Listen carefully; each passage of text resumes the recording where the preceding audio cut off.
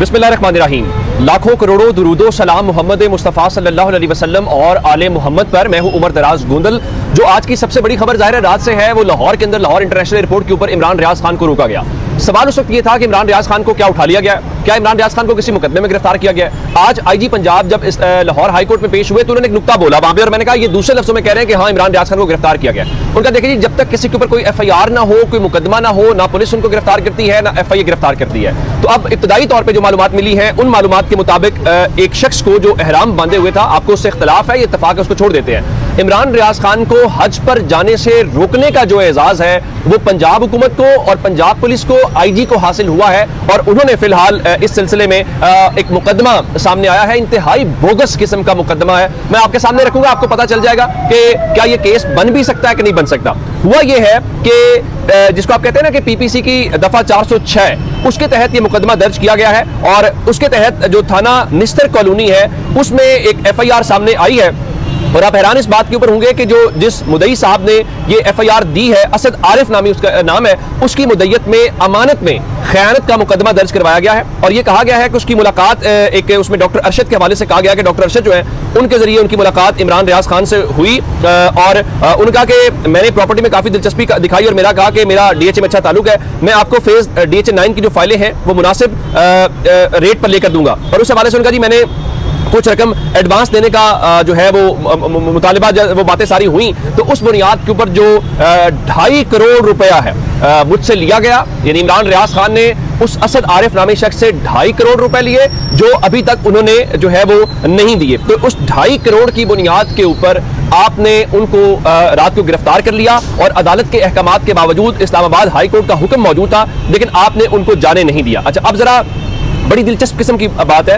एक तो ये जो दफा 406 का मुकदमा होता है, खाकसार चुके कानून का छोटा सा तालिब इल्म है, उसमें ये नहीं होता कि 406 चुके एक फ्रॉड या जिसको आप कहते हैं, तो ये नहीं होता कि आप यूं ही उठा के सारा कुछ कर लेते हैं। उसमें भी जो मुकदमा भी अगर दर्ज हो जाए तो जो मुलजिम होता है उसको आप 3 दफा कम से कम बुलाते हैं, और जिसकी रिपोर्ट DSP और फिर SP को दी जाती है, और फिर मुकदमा होता है। यानी ये मुकदमा ऐसे नहीं है कि मैं उठूं या कोई और उठे और जाए और मुकदमा दर्ज करे, उसका पूरा प्रोसेस है। अच्छा, वो प्रोसेस फॉलो शायद बुकें जी हमने कर लिया, चले ये भी मान लेते हैं। ये जो थाना निस्तर कॉलोनी है इसको जरा देखिएगा, और जहां पे इमरान रियाज खान को गिरफ्तार किया गया है वो थाना सर्वर रोड लगता है और थाना कैंट डिवीजन लगता है, क्योंकि वो एयरपोर्ट का इलाका है। तो अब सवाल ये पैदा होता है कि जो मुकदमा है वो थाना निस्तर कॉलोनी या डिवीजन मॉडल टाउन लगती है उसके अंदर, और यहाँ पे कैंट डिवीजन है और थाना सर्वर रोड है, आपने उनको कैसे वहां गिरफ्तार कर लिया? ये भी एक सवाल है कि निस्तर थाने की पुलिस जो है वो सर्वर कॉलोनी की तरफ चली गई। चले मैं बाकी तो ज़ाहिर है ये मामला उनको उनका खुरा इस तरह से पता चला कि उनको मॉडल टाउन जो कचहरी है वहां पे इमरान रियाज खान को पेश कर दिया गया है कोई 1 बजे के आसपास। और आप हैरान इस बात के ऊपर होंगे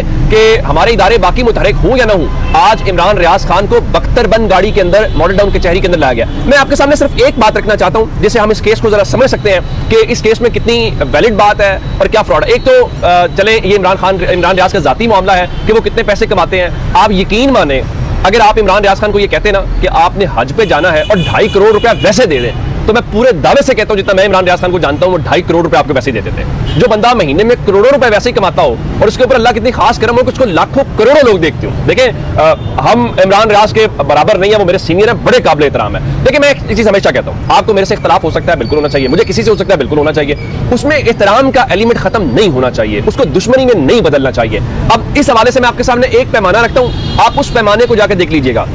सब लोग जानते हैं कि इमरान रियाज कितना कोई फ्रॉड है। इमरान रियाज तो अगर वो एम्बुलेंसेस चला सकता है, अगर वो वेलफेयर का काम कर सकता है, शराब ज़दगार में पैसे बांट सकता है, तो वो 2.5 करोड़ रुपए की उससे पूछा है आपने? मैं आपको 1-2 मिसालें देता हूं। आमतौर पे होता है जब झूठा मुकदमा दर्ज होना होता है ना, तो जो मुदई होता है वो गायब हो जाता है, उसका नंबर नहीं मिलता। अब रात 3 बजे से लेके मुदई साहब से रब्ता करने की कोशिश की जा रही है कि भाई साहब आप कौन है, कब इमरान रियाज से मुलाकात हुई, कहां पे हुई, कहां आपने 2.5 करोड़ रुपया दिया, मौसूफ का नंबर जो है वो बंद है। एक बात हो गई। दूसरे नंबर के ऊपर आप एक और चीज के ऊपर हम चेक कर लेते हैं। अगर वो 2.5 करोड़ रुपया डिमांड कर रहे हैं तो जाहिर है कोई अमीर आदमी होगा जिसके पास करोड़ों रुपए हैं और 2.5 करोड़ वो इमरान रियाज को देता है। सिंपल से एक कोशिश करें, उसके इनकम टैक्स रिटर्न्स निकाल लें कि उसने पिछले 1 साल में कितना टैक्स दिया है, क्या करोड़ों में दिया है, क्या हजारों में दिया है, क्या लाखों में दिया है। उसके घर का बिजली का बिल निकाल लें, उसका फोन का बिल निकाल लें, आपको पता चल जाएगा कि वो लखपति है, वो करोड़पति है या कितना बड़ा आदमी। इससे आप लगाइए, ये बड़े पुराने हरबे हैं। पाकिस्तान में पाना चोरी का मुकदमा हमने हमने सुना, हमने भैंस चोरी का मुकदमा हमने सुना, अब पहली बार जो है वो अमानत में खयानत और 2.5 करोड़ रुपए के ऊपर आपने कर दिया। अब बख्तरबंद गाड़ी में आके लेके आए, अशफाक जो कवर करते हैं कोर्ट को, वो बता रहे हैं कि इमरान रियाज की पेशी के मौके पर जो साफी है उनको फुटेज बनाने से रोक दिया गया। अब आप किस बात से घबरा रहे हैं? इमरान रियाज को जब रात गिरफ्तारी दे रहे थे तो भी वो मुस्कुरा ही रहे थे, लब्बैक अल्लाहुम्मा लब्बैक की सदाएं वो बुलंद कर रहे थे। और मैं फिर पिछली वीडियो में बात की, अभी कहता हूं, जब कोई शख्स इहराम बांध लेता है, वो उम्रे के लिए जा रहा हो, वो हज के लिए जा रहा हो, उसका वो सफर शुरू हो जाता है, तो आपने उस हालत में उसको गिरफ्तार किया। अच्छा, ये एक इंतहाई फ्रॉड किस्म की FIR है। ये FIR इमरान रियाज के खिलाफ नहीं है। इसको यूं समझिए कि 2 जजेस इस्लामाबाद हाई कोर्ट के, जिसमें अरबाब ताहिर साहब थे और जस्टिस गुल हसन औरंगजेब थे, जिन्होंने उनको इजाजत दी थी कि आप इनको मत रोके इनको जाने दें और ये 8 जुलाई को अदालत में पेश होंगे। सच्ची बात तो ये है कि ये FIR उन 2 जजेस के खिलाफ आपने दायर की है। और अब जिस तरह मैंने आपको सुबह भी कहा था कि अगर ये जज साहिबान जो है वो एक्शन नहीं लेंगे तो फिर मेरा ख्याल ये है कि ये जो प्रॉपर्टी डीलर किस्म की हरकतें हैं और फिर DHA के प्रॉपर्टी डीलर जो हैं वो इस किस्म की हरकतें करते रहेंगे। अच्छा, हुआ इस हवाले से ये है कि इमरान रियाज ने गुफ्तगू की इब्तदाई तौर पर।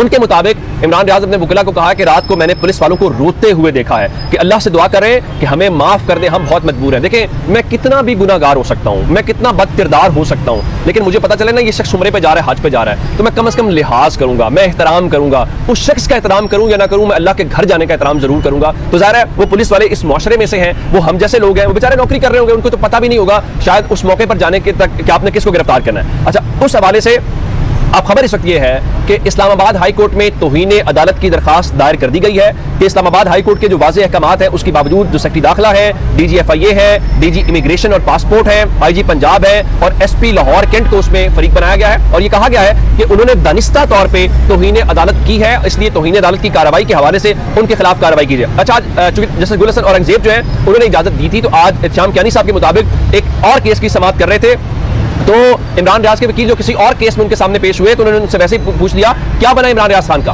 क्या वो हज के ऊपर चले गए हैं? तो वकील ने उन्हें बताया कि उन्हें रोक दिया गया है, जिस पे जस्टिस गुल हसन औरंगजेब साहब जो है उन्होंने अच्छा कहा, सर हिला दिया। जिसके बाद अब दरखास्त भी दायर हुई, तो दरखास्त दायर होने के बाद जो पहला एक्शन है मैं आपको वो बताना चाहता हूं कि जो अदालत के अहकामात के बावजूद उनको नहीं जाने दिया गया, जिसके बाद इस्लामाबाद हाई कोर्ट ने तौहीन अदालत की दरखास्त समाअत के लिए मुकर्रर कर दी है।